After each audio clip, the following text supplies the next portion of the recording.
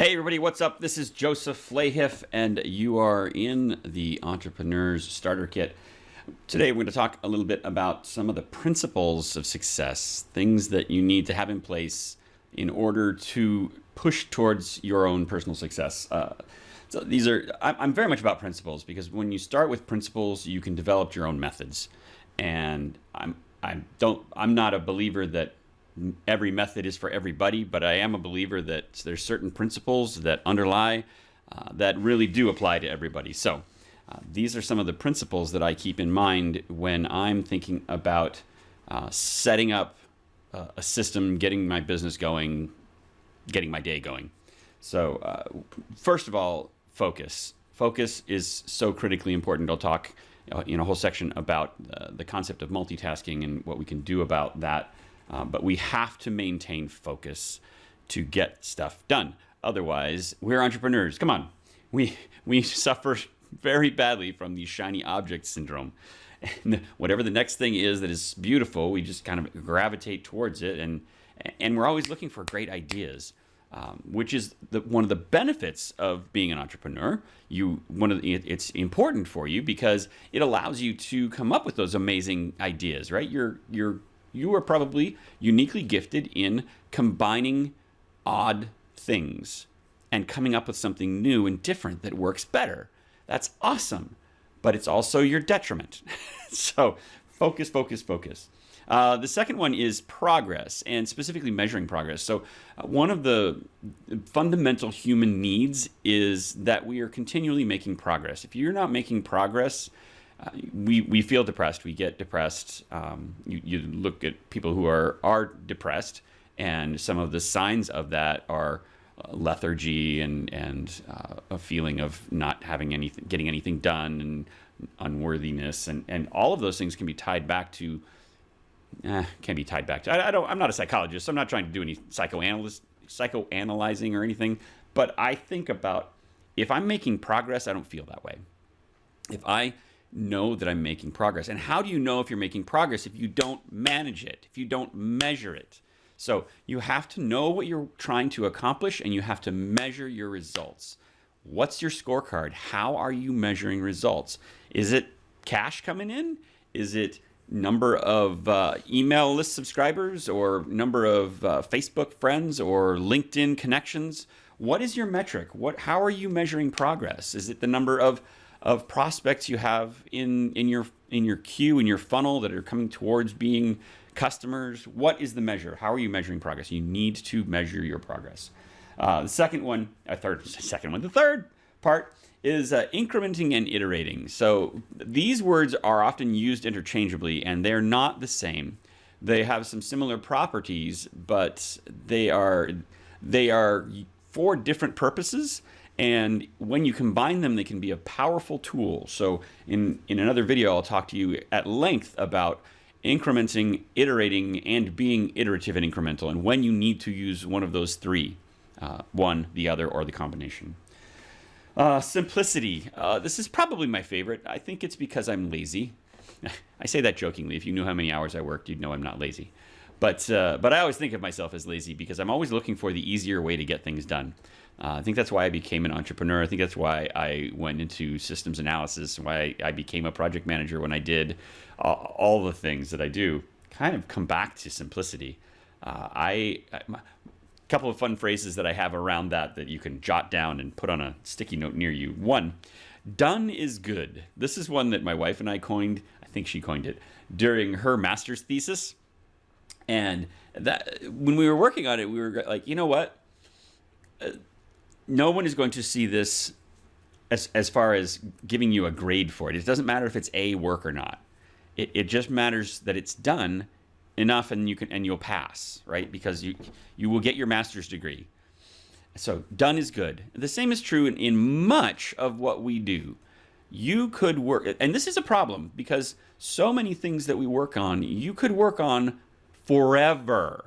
And you could just keep going and going and refining it and making it better and slicker and neater. So you need to put some discipline around what we call time boxing things.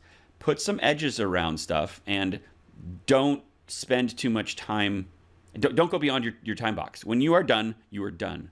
So that's one of my favorites. Done is good. Another one of my favorites comes from the Agile Manifesto. It says, we want to maximize the amount of work not done. And that's to say that we want to look at everything with a very critical eye and decide if this actually needs to be done. Does it really need to be done?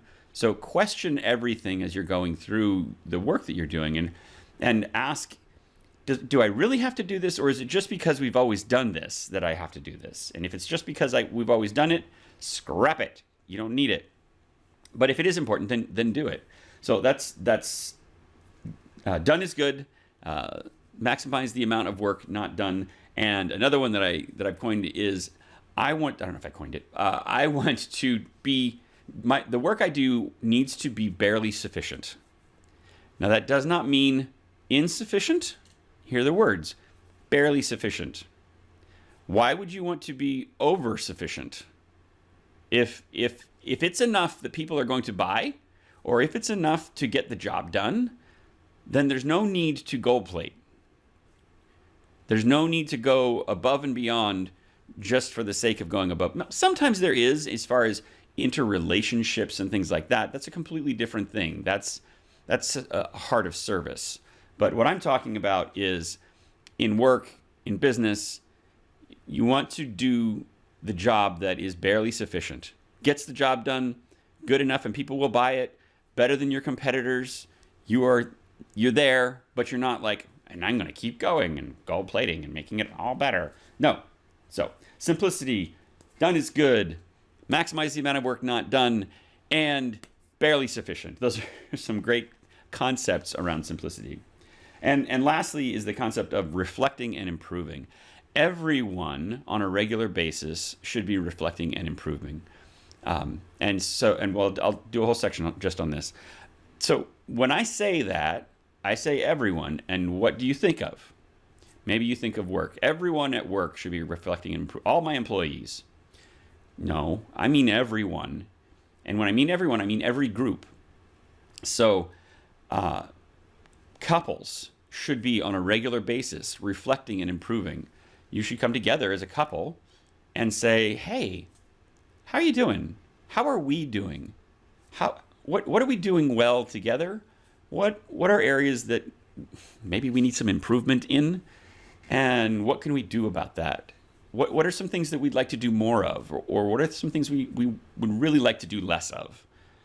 And on a scheduled basis, as a couple, every quarter or every half year, at least every year, take some time out and reflect to improve.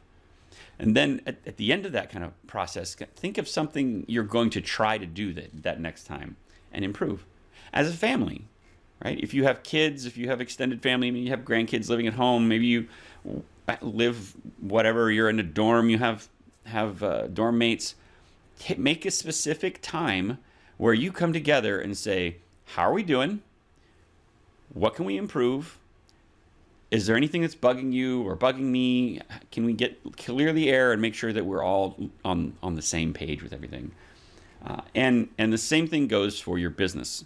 So if you work with a team, you need to, on a regular basis, get together with them and go, hey, how are we doing? Talk about it. Bring it out there in the open. Because if you don't intentionally do it, some people may bring things up. Other people will let things fester. And that's the worst is people that will let things fester and then just quit or leave or stop. And that can be like a slap in the face. It's not fair to anyone. It's not fair to you to do that to someone else. It's not fair of someone else to do that to you. If you know what's going on, you are able to improve. Likewise, if you have employees, I hate the annual review process. It's stupid. Every employee should know every day where they stand with you, with the company, with raises and bonuses and all that stuff. Any information known should be known. So there shouldn't be this annual review where suddenly things come out that have been festering all year long that the employee didn't even know. Why would you hold that? They could be improving. They don't know if we don't tell them. So that's it. These are some principles for success. And in the next couple sections, we'll talk about them in much greater depth. But that's it for now. Thanks for listening. Bye-bye.